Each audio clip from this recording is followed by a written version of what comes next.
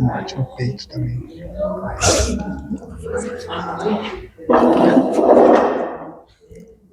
Vai.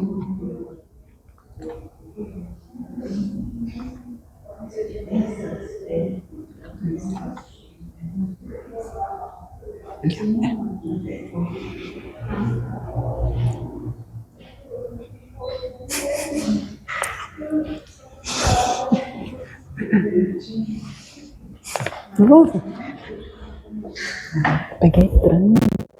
Por isso que tem que ser sempre mais cedo, né? Porque a gente não sabe o trânsito. Pessoal, boa noite. Vamos dar início à nossa reunião, né? Primeiramente, sejam todos bem-vindos. Vamos aprender mais um pouquinho hoje com a nossa companheira aqui, ó. Tá bom? Então vamos fazer a leitura do livro Pão Nosso. Pegar os olhos aqui, senão não sai nada.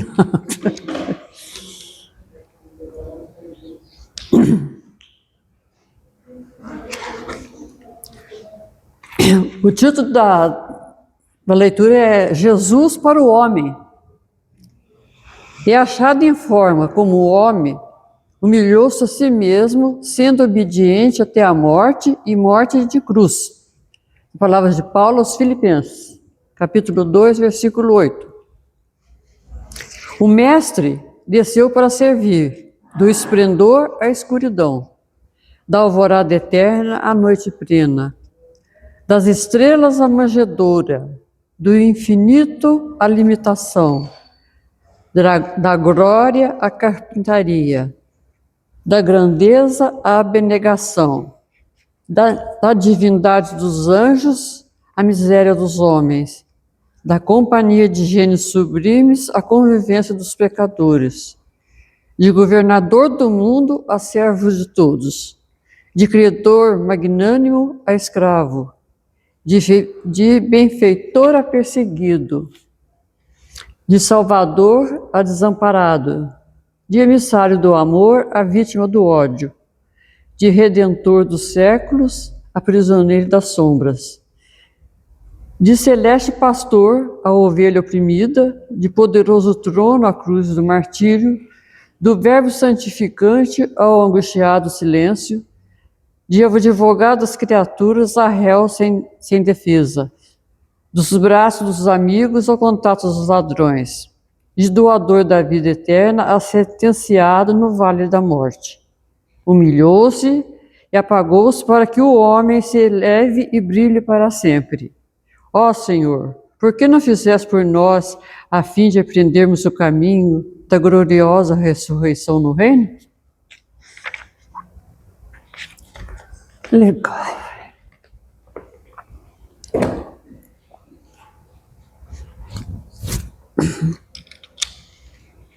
Então vamos nesse momento unir os nossos pensamentos, imaginar Jesus, isso aqui entre nós, e agradecer por permitir a nossa chegada até aqui. Obrigado, Senhor. Que a vossa luz e a vossa paz possa permanecer com todos nós. E assim, em seu nome, Jesus, pedimos permissão para abrir a reunião dessa noite. Abençoe a todos que estão aqui presentes e também os que não puderam comparecer. Obrigado e assim seja.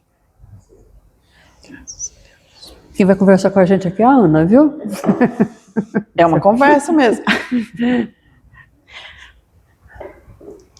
Ah, tá chamando ela ou eu? Eu. Não sei. Para pegar aqui, ó.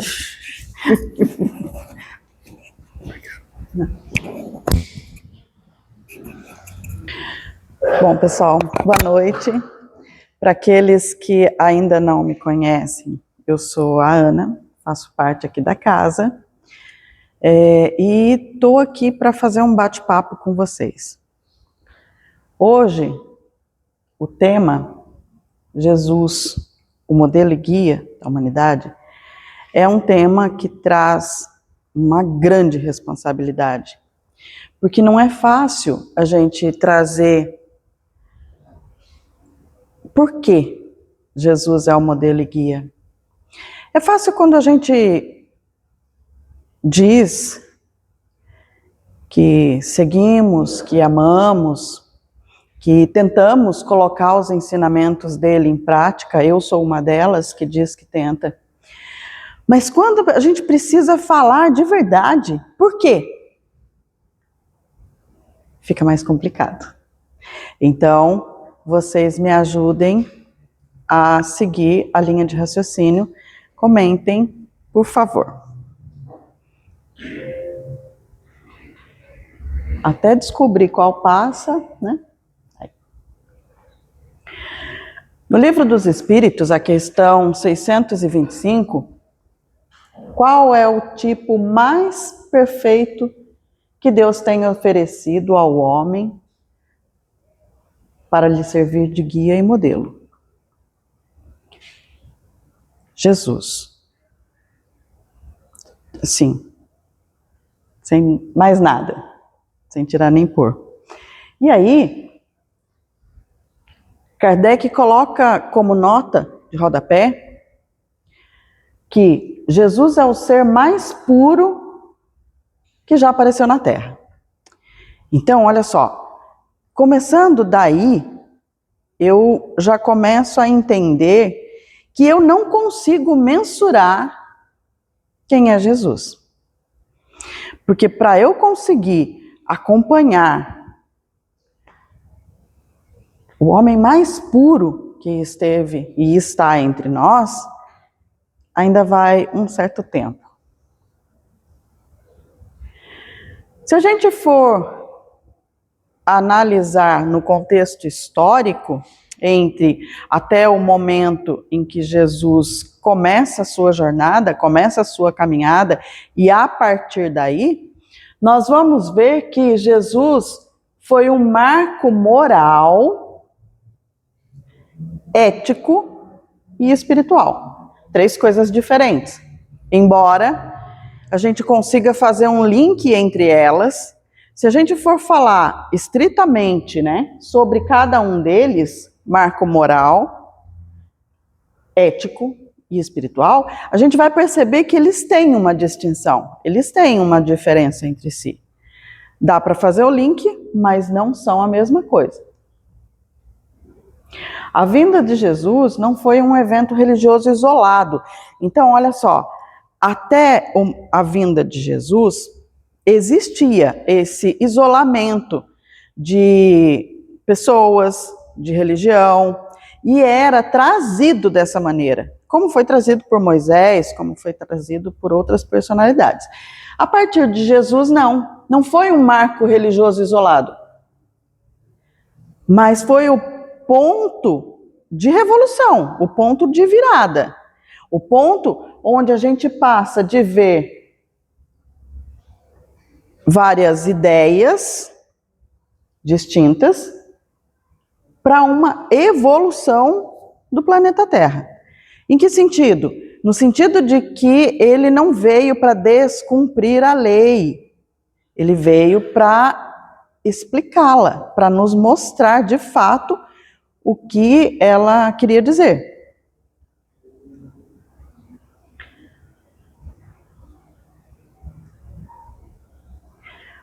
Por que modelo e guia? Quem consegue dar uma característica? Por que modelo e guia? De onde vem a nossa ideia de modelo? De onde vem a nossa ideia de guia? Por que a gente se guia por um endereço, por um mapa, por uma pessoa?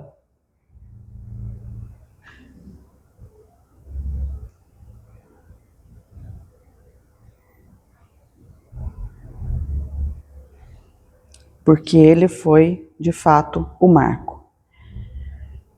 Nós passamos a nos guiar nos ensinamentos de Jesus, porque ele é quem começa a trazer o amor como a fonte que move tudo para nós, no nosso planeta. O modelo de amor incondicional e caridade sem distinção e perdão ilimitado. Gente, perdão ilimitado é outra coisa que ainda é difícil para trabalhar. É difícil para a gente trabalhar um perdão simples. Eu ainda fico presa, eu ainda fico agarrada a situações que eu não precisava mais. Mas parece que tem algo lá no fundo, lá dentro da gente, que teima em falar, não, mas você vai deixar? É assim mesmo? Olha só. E ele vem trazer para a gente, e ele vem mostrar para a gente um perdão ilimitado. É assim, não tem, sabe? Nada existe que seja algo que Jesus não olharia com olhos diferentes dos nossos. Que ele não acolheria, que ele não dissesse, Pai, perdoa-os, eles não sabem o que fazem.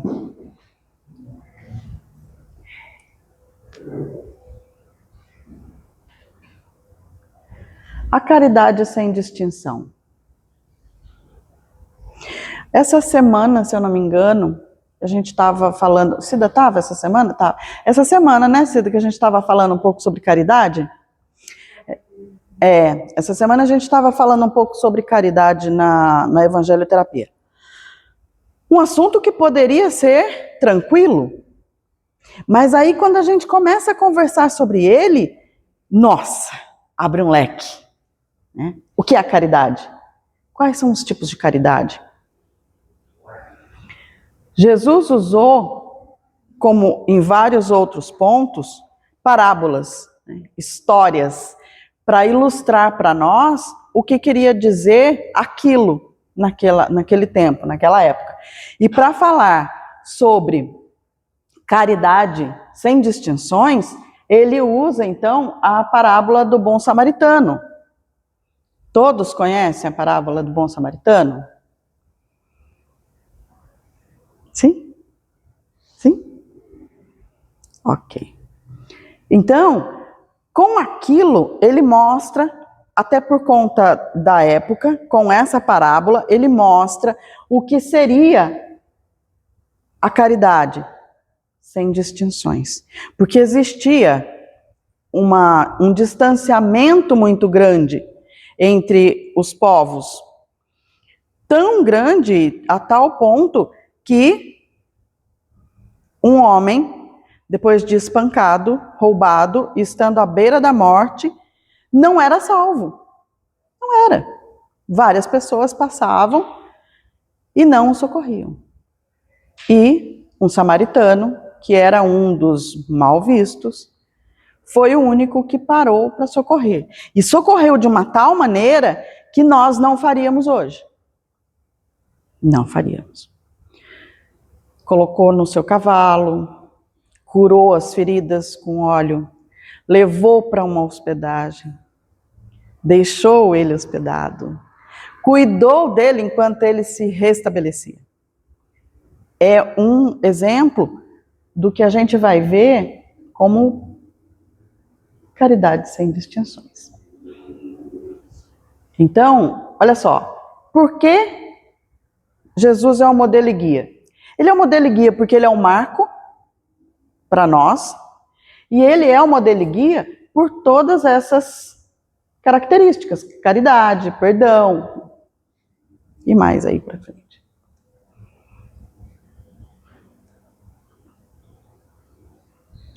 Vamos falar um pouquinho sobre algumas virtudes de Jesus. Primeiro vamos só falar sobre as virtudes. Depois a gente vê se a gente dá para aplicá-las.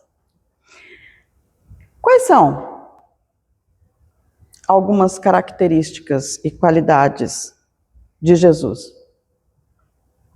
Virtudes. Oi? Benevolência. Só? Paciência. Paciência. O que mais? Humildade. A humildade. Como é difícil a gente entender. Começa pelo entendimento. Como é difícil a gente entender o que é humildade. Que dirá aplicar. Né? Entre tantas outras. Que a junção delas vai trazer para nós uma imagem muito ofuscada de quem foi Jesus. O marco moral, a lei de amor. O que a gente pode pensar sobre o marco moral? A gente busca o quê? Se a gente for pensar em nós como espíritas, né? Nessa longa caminhada, o que a gente está buscando? Se a gente for falar assim, ó, eu busco isso. Evolução moral. Evolução moral. Ele foi o marco moral. Porque até então, naquela época, não se falava de moral. Se existia sob outras leis. Leis. Não sentir. Seguir. Então, ele foi o marco moral, a lei de amor. E aí traz uma ideia pra gente assim, mas Ana, você acabou de falar que naquela época, antes de Jesus, seguia-se uma lei, e aí você vem falar que Jesus, como a figura que traz para nós o que é moral, traz uma lei a ser seguida? É a lei do amor. Só que a gente vai ver um pouquinho mais adiante que é um pouco diferente do que seguir as leis que até então mediavam as pessoas da época. Ele operava sobre a lei do amor. Antes de Jesus, a moralidade era pautada na lei de Talião. Tem uma história muito legal, né, que descreve a lei de Talião, que era olho por olho, dente por dente. Essa era a prática seguida à risca. Seguida à risca. A parábola que traz para nós a lei de Talião, e vocês me corrijam se eu errar ou se eu perder alguma coisa aí no caminho, é a história de mães que, tanto uma quanto outra, alega que o filho é dela. Então, o filho é meu. E a outra, não, o filho é meu. E aí, a solução dada é dividir a criança entre as duas. Era seguir a lei. Era seguir a lei. E era seguido. E era seguido. E se naquele momento, sem saber, uma delas não usasse a lei do amor, a criança seria partida. Só que a mãe verdadeira abre mão do filho para que ele sobreviva. E aí, com essa atitude, ela consegue ficar com o filho. Tá? Então, olha só, é um exemplo que a gente usa para entender quais eram as leis seguidas.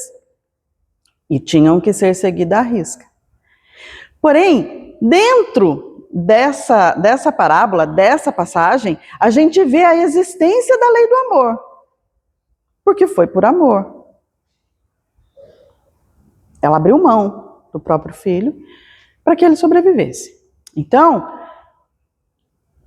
aí já começa a existir o que Jesus vem trazer para nós depois.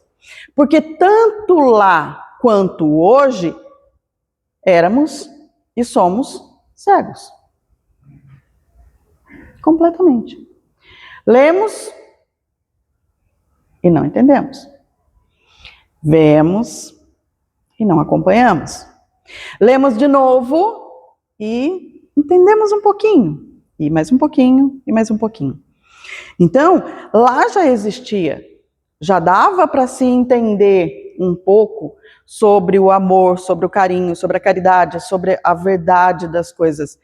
Mas, cegos com o fato de ter que seguir a lei, a gente não praticava e a gente não via que era amor. O marco ético, olha que legal.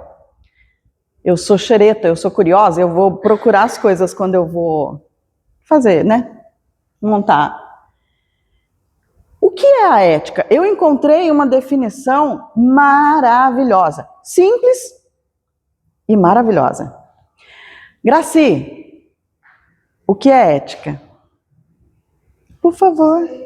Sabe? Claro que sabe assim. É a mesma versão. Minha versão vai ser assim, ó. Num piscar de olhos.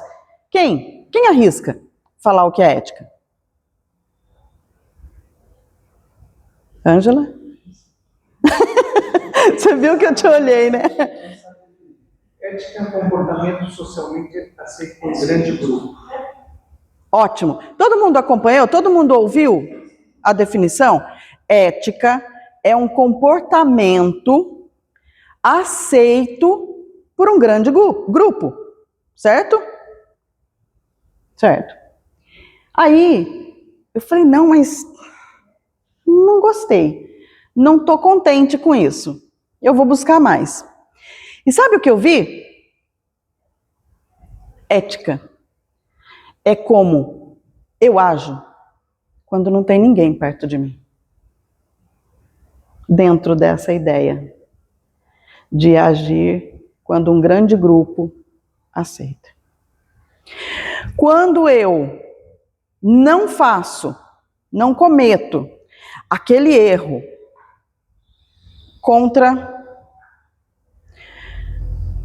quando ninguém, tá vendo?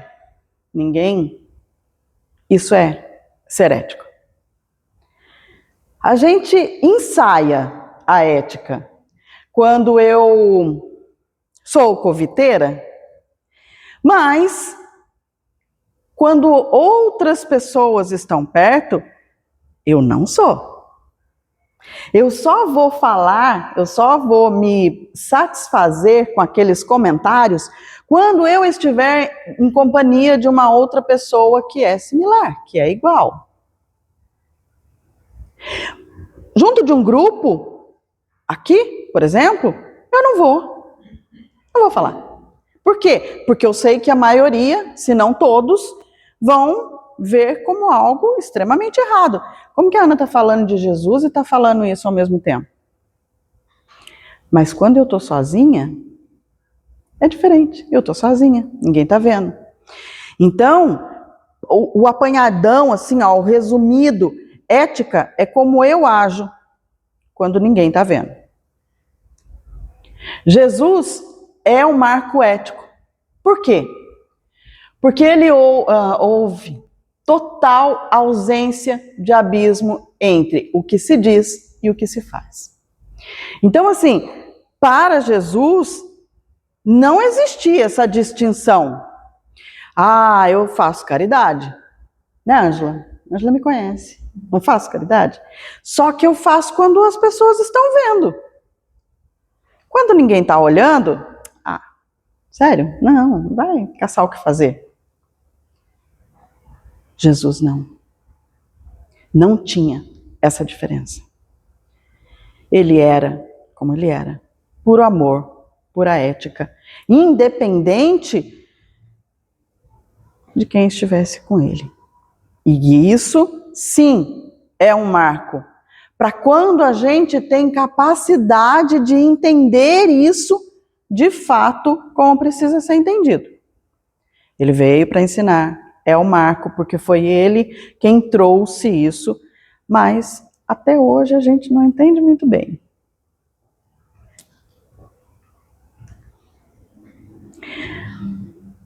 Olha que interessante, eu acredito que a grande maioria saiba, mas eu descobri por acaso, né, montando a escrita. Jesus, até onde nós entendemos, e todas as parábolas que a gente lê, e todos os evangelhos que a gente vê, as histórias que são narradas em relação a Jesus, nós vemos um grande número de toque. Jesus toca, ele abraça, ele afaga, ele passa a mão nos olhos da pessoa que precisa voltar a enxergar. Ele toca os pés das pessoas que precisam voltar a andar. E aí, olha o que eu descobri. Na época, o toque era repudiado totalmente. Pessoas que se consideravam um pouco acima, né, um poder aquisitivo maior, um poder hierárquico maior, não tocavam. Não tocavam. Por vários motivos. Não tocavam por medo de serem contaminados com a sujeira, com a pobreza do outro. Não tocavam por medo de serem agredidos. Não tocavam por medo de receberem algo ruim, independente do que fosse, mesmo que não fosse visível. Não tocavam. E Jesus vem abraçando. Por isso que é bom, né, dona Vera? Um abraço. Ele vem para tocar. Ele vem para mostrar que precisa. Nós precisamos desse carinho, desse afago, desse afeto, desse respeito. Respeito. Vai além de qualquer outra coisa. Quando eu abraço, e vamos entender abraço como qualquer expressão de carinho, de amor, de toque, quando eu abraço o outro dentro daquela dor, dentro daquela situação, dentro daquela ira, dentro daquela raiva, é questão de respeito. Também. Eu estou falando para a pessoa, olha, eu respeito você, calma. Vamos pensar nisso. Então, Jesus vem tocando, amando, estando. E é um marco espiritual. Aí eu tenho certeza absoluta que vocês sabem. Por que Jesus é um marco espiritual? Eu me recuso a mudar o slide enquanto um não falar. Dizer que Deus é amor, não é Tá. ditador, tirano. Ok, sim, também. Mas tem mais. Por quê? Jesus é um marco espiritual. Na época não se falava em espiritual. Somos todos filhos de Deus.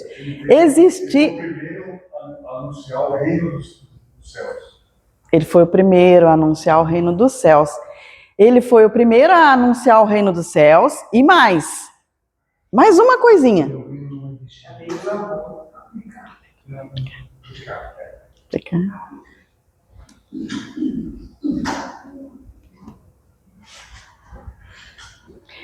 Ele é um marco espiritual porque foi Jesus que trouxe para nós a revelação da imortalidade. Até então, nós não trabalhávamos a concepção de imortalidade. É Jesus que vem trazer para nós que somos espíritos, que somos imortal, que vamos nascer novamente, que podemos ter outra chance para fazer aquilo melhor. Então, ele é um marco espiritual.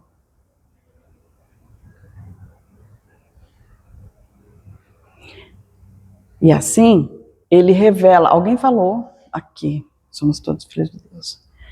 Ele traz para nós, ele muda a nossa relação com a morte. É bem mais confortável agora, não é? A gente saber que, poxa, desculpa, eu errei severamente. Antes, sinto muito, você errou severamente. Não tem como resgatar, não tem como se redimir, não tem como aparar arestas. Hoje não. Hoje, embora eu deva sempre procurar me melhorar, evoluir, evolução moral, eu tenho a certeza de que eu posso aparar arestas, eu posso me redimir, eu posso fazer o bem, eu posso fazer diferente.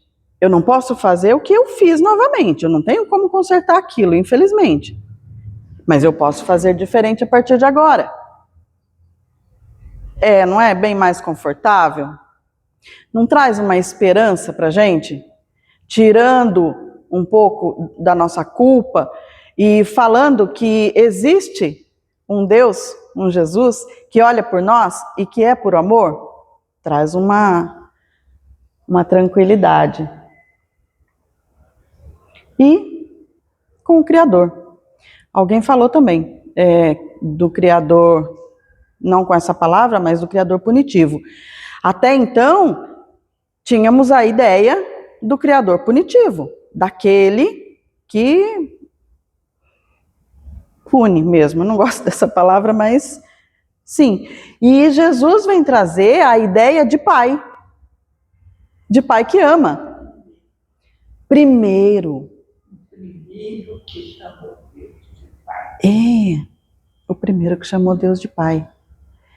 Ele vem trazer essa ideia para nós. Começa aí a mudar nossa visão do Criador, de Deus. Como? Eu posso trabalhar a ideia de extrema punição, como era colocada até então, para um pai que ama. E é muito claro, isso é deixado muito claro, né? É um pai que ama. Então, Jesus veio para nos ajudar com isso. Com isso, ele muda o trajeto da história, que até então era de luta, de guerra, de dores, de impunidade, de leis que prejudicavam imensamente uns e beneficiavam imensamente outros. E ele vem mudar isso para esperança e redenção. Olha só, esperança e redenção. Esperança no amanhã. Esperança de que se eu errei hoje, eu posso fazer diferente. Aquele a quem eu magoei, aquele a quem eu feri, eu posso me redimir. É a oportunidade de pedir perdão com ação. Não com fala. Não com falsa ética. É com a ética real, é com ação. Então ele vem mudar isso nesse período, que era um período extremamente difícil.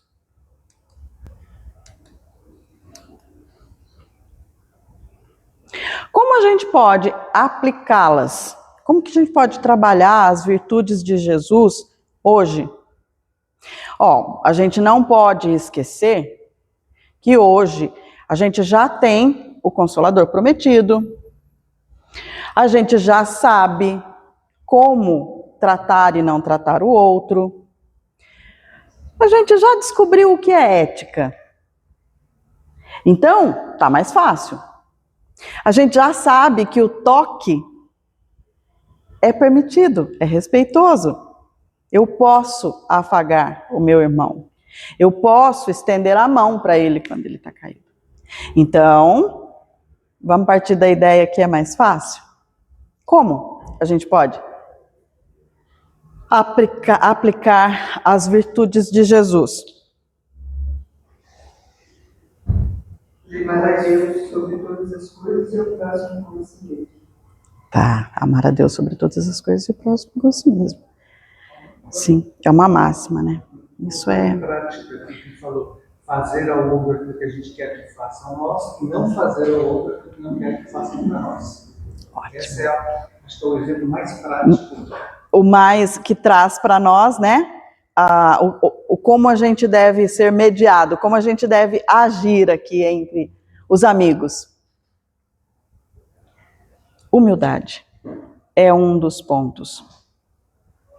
Jesus trabalhou a humildade de maneira muito evidente, prática. Nos diz que precisamos ser humildes. Mas o que é ser humilde?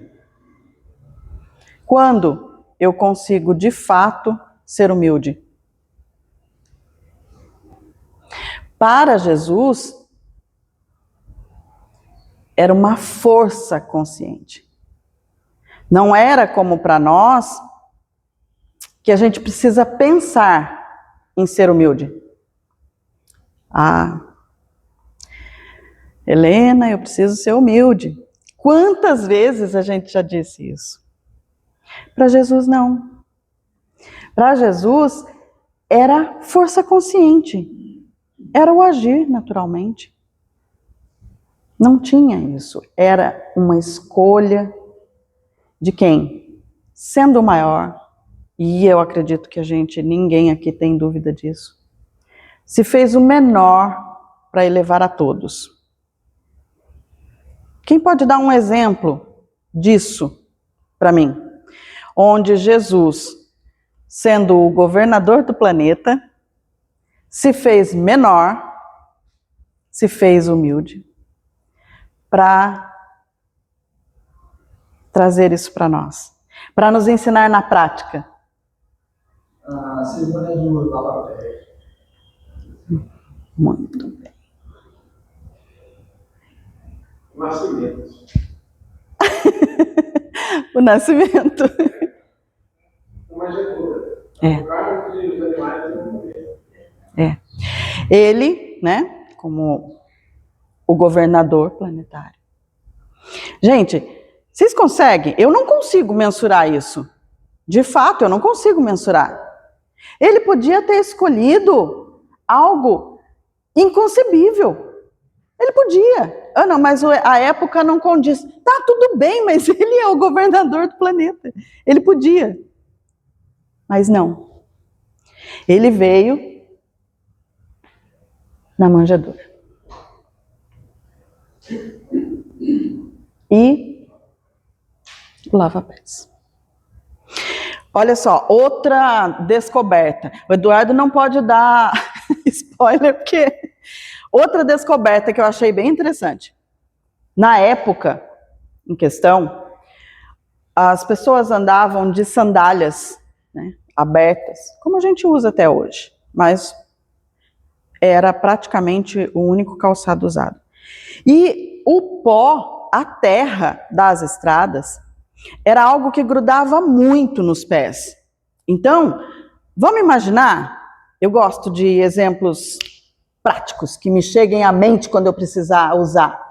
Vamos imaginar um senhor que já caminhou por 40 anos da sua vida, usando sandálias abertas, pisando sempre naquele pó que gruda, com os pés cansados, sujos, feridos.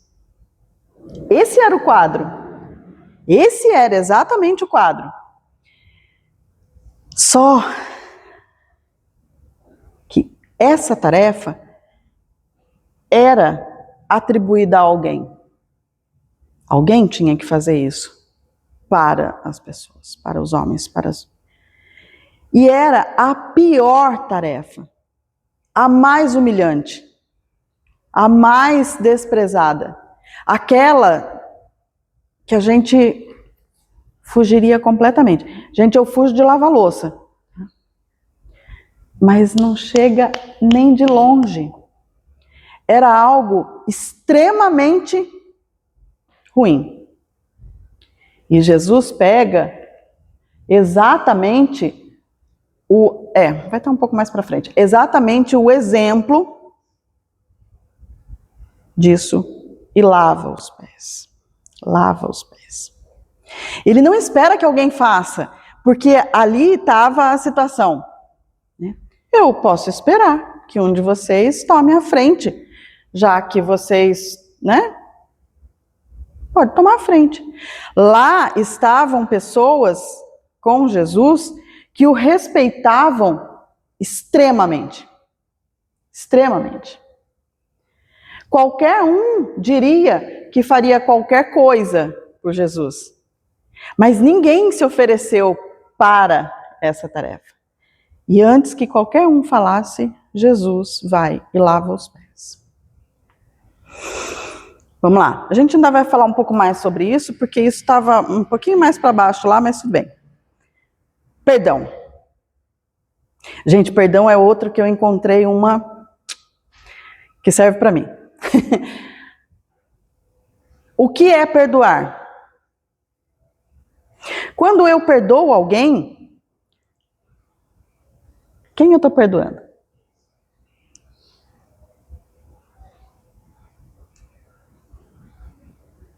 Olha isso. Quando eu vi isso, eu falei, gente, é real, é muito real. Perdoar é libertar um prisioneiro e descobrir que o prisioneiro é você. Por quê? Por quê? Por que perdoar é libertar um prisioneiro que na verdade sou eu? Quem aqui gosta de sentir raiva? Quem aqui se sente bem quando fica irado com alguma coisa? Com alguém? Quando eu tenho pensamentos que não são bons, eu estou atraindo para quem? Eu estou atraindo para a Ângela, que é a pessoa que eu estou ali meio abalada. Não, eu estou atraindo para eu mesmo. Então, quando eu consigo, e não é fácil, de fato, perdoar, né? Mas quando eu consigo perdoar, eu não estou beneficiando o outro. Não, eu estou beneficiando eu mesmo. Porque eu vou ter mais paz. Quem aqui nunca falou, ai que delícia botar a cabeça no travesseiro e dormir em paz? É isso. Eu vou conseguir botar a cabeça no travesseiro e dormir em paz. Se eu não perdoo, gente, isso acontece e acontece muito. Quando eu coloco a cabeça no travesseiro, eu resolvo que eu vou resolver todos os problemas da minha vida. E eu não consigo dormir. Eu fico pensando em um problema, em uma pessoa, em uma situação, em outro problema, em outra pessoa, em outra situação. A falta de perdão faz isso com a gente. Não permite que a gente bote a cabeça no travesseiro e descanse em paz. Então eu achei isso maravilhoso. Serviço ao próximo. O que Jesus traz para nós sobre serviço ao próximo? Vamos pensar de novo em quem era Jesus? Jesus era o governador. Dona Lourdes, a senhora pensou alto. Por favor, por favor, fala mais alto.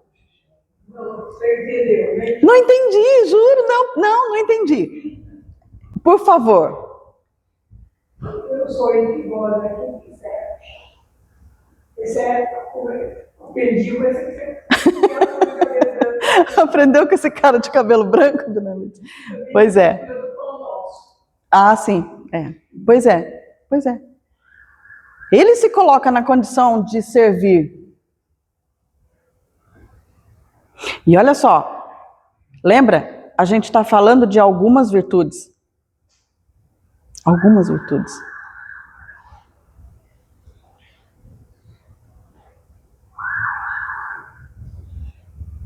Jesus é a transformação interior, ou pelo menos deveria ser.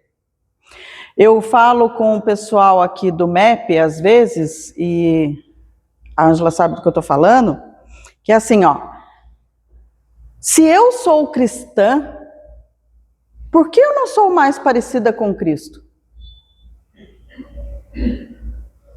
A lógica era ser, porque eu sou cristã, eu sigo Cristo. Eu sigo os ensinamentos dele.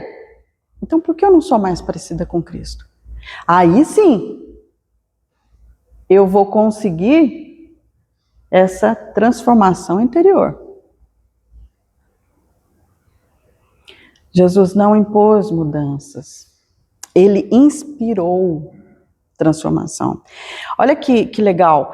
ele não fala, como acontece nas leis, que a gente estava falando há pouco, o que você deve fazer, o que você tem por obrigação de fazer.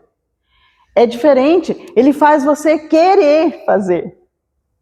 Não ter que fazer, é querer, eu quero. E de fato eu quero, quem é que não quer? Convida a uma reforma íntima. Gente, a gente está aqui para isso. Uma luta, ó. Eu venho de várias encarnações nessa luta. E ainda, não tanto quanto a Helena, mas ainda muitas encarnações. Em busca dessa reforma íntima. Mas vem cá. A minha reforma íntima depende do Rafael? Não, né? Depende de mim. Então, se eu sou cristã,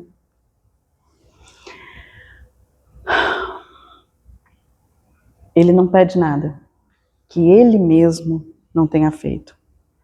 Gente, só com essa fala, só com essa frase, eu já diria que responde por que Jesus é um modelo para a humanidade.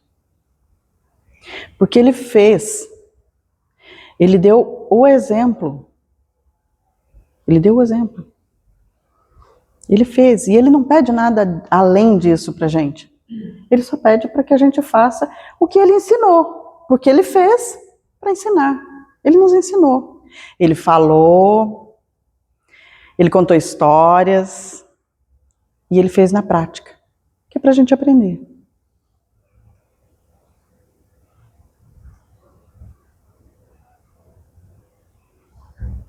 Agora eu não vou falar mais. Agora são vocês. Lembra da nossa facilidade de hoje? Hoje nós temos muita facilidade. Eu quero me deslocar daqui para lá, eu pego o carro, eu chamo o Uber. Eu quero comer algo diferente, eu peço. Eu encontro um irmão ferido, eu tenho muito mais condições de ajudá-lo do que aquele ferido que foi socorrido, amparado, curado. Como? Como a gente tem feito? Ou como a gente deve fazer no cotidiano? Vocês estão muito quietinhos, gente. A gente está, não está? Na era da regeneração? Não? Estamos indo para ela. Devagar e sempre, dona Vera. A passos curtos. Um dia desses, a minha irmã estava com uma camiseta e tinha uns dizeres assim: se você pode ser o que quiser, seja gentil. Não é uma maneira da gente começar uma transformação legal, né? Sensacional! Sensacional, maravilhoso. Eu gosto dessas camisetas com frase, assim, eu gosto bastante. E regenerar. Regenerar quem? Regenerar o planeta, tá? Ok, regenerar o planeta. Para quê? Para receber eu cascuda de novo? Não. Me regenerar. Trabalhar os meus atos. E ele vem fazer isso com base no amor, ensinando e vivendo. Lembra? Ele não nos pede nada que ele mesmo não tenha feito. Ele é a luz que guia a humanidade para o futuro. Ele veio para fazer isso por nós. Gente, olha isso. Pensem em que espírito reencarnou para fazer isso por nós. Lembra? Diga, dona Vera. A gente pensa que o regenerar o mundo é fazer, lógico que vão acontecer coisas, Sim. mas principalmente regenerar a gente mesmo, que enquanto a gente guarda todos os problemas, a maldade que existe, Muito. o ódio e tudo mais, enquanto nós tivermos isso guardado aqui, nós não estamos ajudando o mundo. De maneira nenhuma. Olha que interessante. E eu acho realmente interessante, tá? Quando a gente pensa, a gente cria. Então, vamos pensar que nós aqui, todos, estamos criando algo bom, porque nós estamos pensando em Jesus, nós estamos falando de Jesus, nós estamos vendo um pouco do que Jesus trouxe para nós como ensinamento. Ok, a gente emite coisas boas, a gente cria aqui.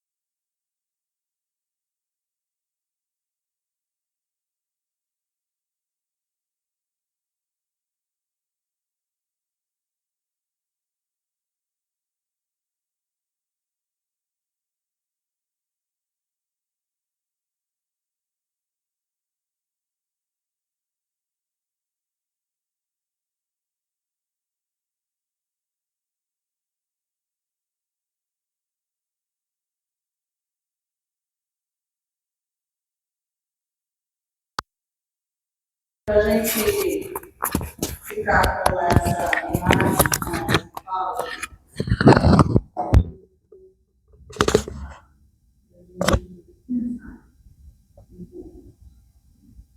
nós, na nossa vida.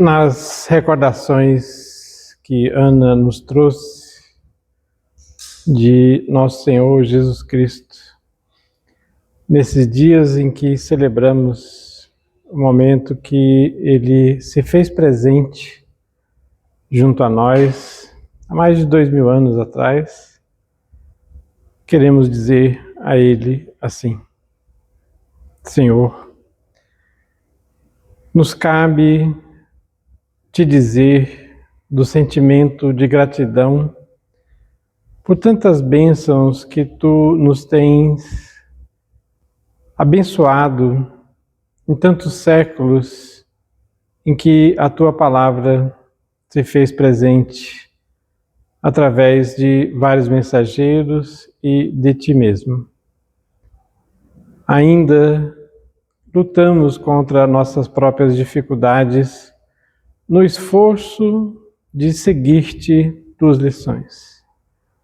E por isso, ainda que a gratidão nos domine o peito por essas bênçãos, nós te rogamos a misericórdia de nos aperfeiçoar através do teu pensamento, fazendo com que nossa ação reflita o teu Evangelho.